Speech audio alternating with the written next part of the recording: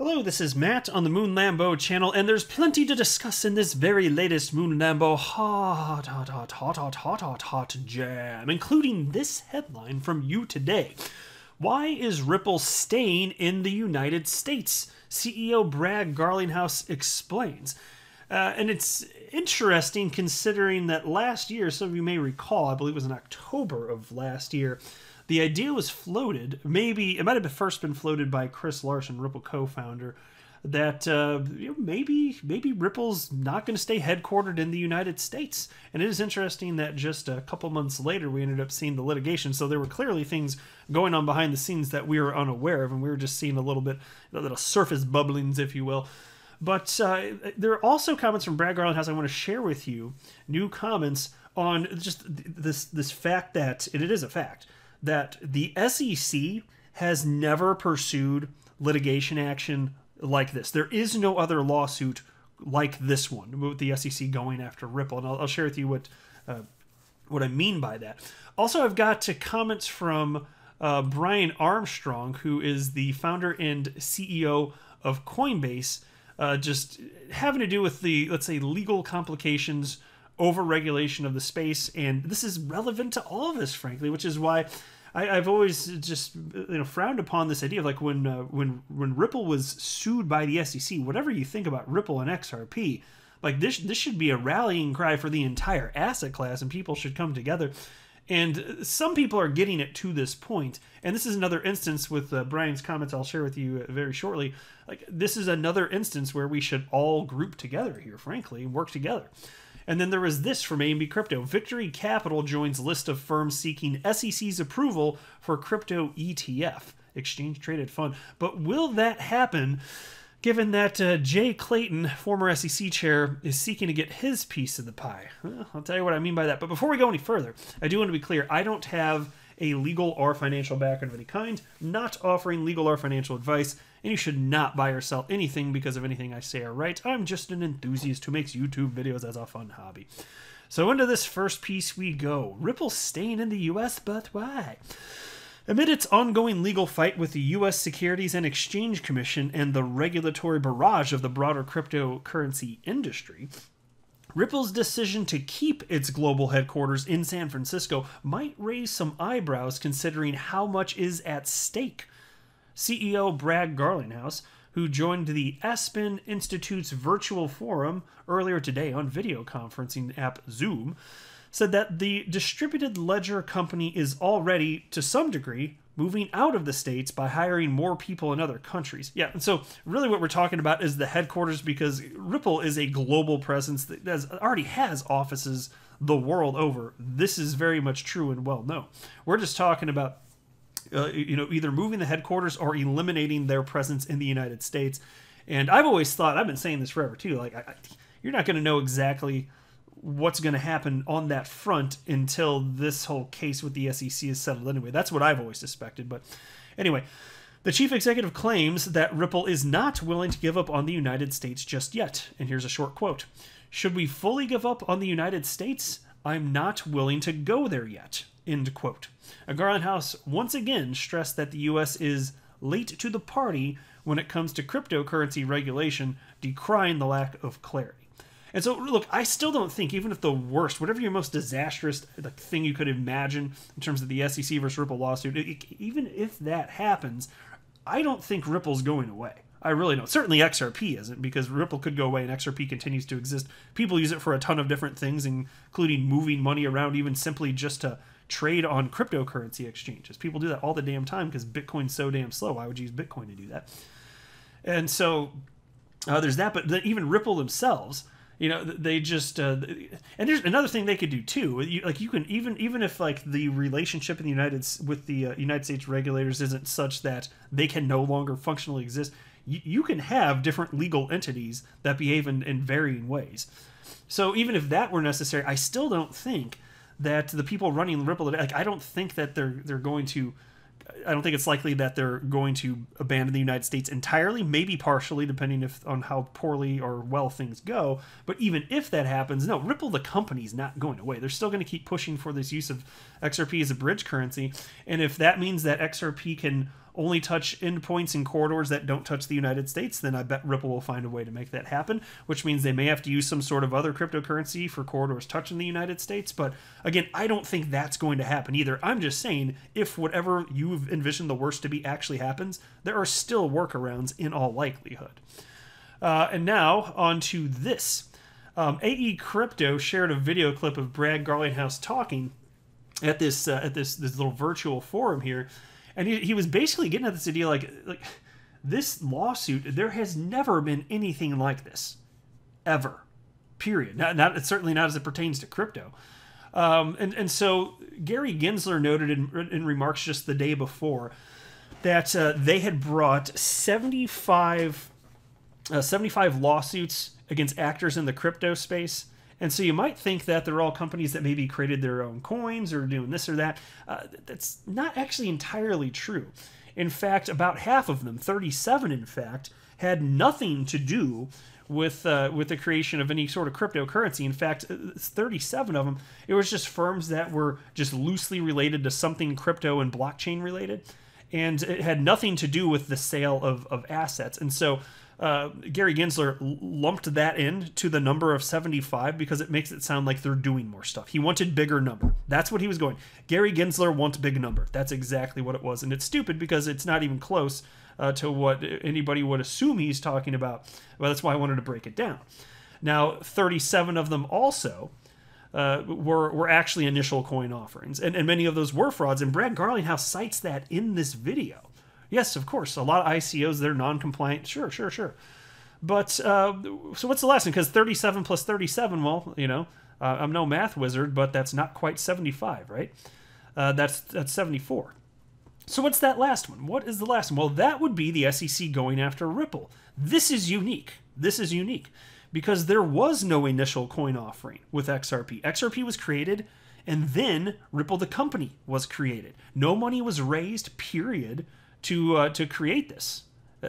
And by the way, even as far as raising money, it's more like, is there an offering to the public? Because that's when you go at it. Because my understanding, at least to this point, is if you like have VCs come in, venture capital money, my understanding is that's okay. And if there's a lawyer out there that says that's wrong, just drop a comment below. But my understanding to this point is venture capital money is fine. It's just if you open it up and then you're accepting money from individual investors, that's when you've crossed the line. So anyway, if that's not true, somebody just correct me if you're a lawyer. But either way, like this is not what happened. And so there's never been a lawsuit like this. And then there was this from Brian Armstrong, CEO of Coinbase. If you've been following threads on the infrastructure bill, you know that there is a hastily conceived provision related to digital assets. This provision could have a profound negative impact on crypto in the United States and unintentionally push more innovation offshore. So let me pause there. So I have talked about this, and I don't want to rehash everything that I've stated on this, but the infrastructure bill, which has been proposed now, it's about a $1 trillion bill in the United States here. So you can think infrastructure. What are you thinking about? Building roads and bridges, so on and so forth. Well, people decided to, at the last minute, throw in cryptocurrency regulation into an infrastructure bill, which is absurd, but this is what politicians do. I think it's shady, but there you go. It's completely unrelated. It got chucked in. And it's very onerous. It really is. So not just in the fact that there would be additional tax, because really this is a money grab. That's the reason. It's like they just, people that these politicians, they don't care. Ooh, opportunity, another industry where I can make money. Yeah, that's exactly it. And the requirements for reporting don't make logical sense, as you'll see as I go through this. It's completely absurd. And so then Brian continues, Coinbase is happy to help customers fulfill tax obligations, just like the rest of the financial services industry. We've been doing this for years, and issuing more 1099s is a great idea. But the bill defines brokers to include anyone who, quote, effectuates transfers of digital assets, end quote.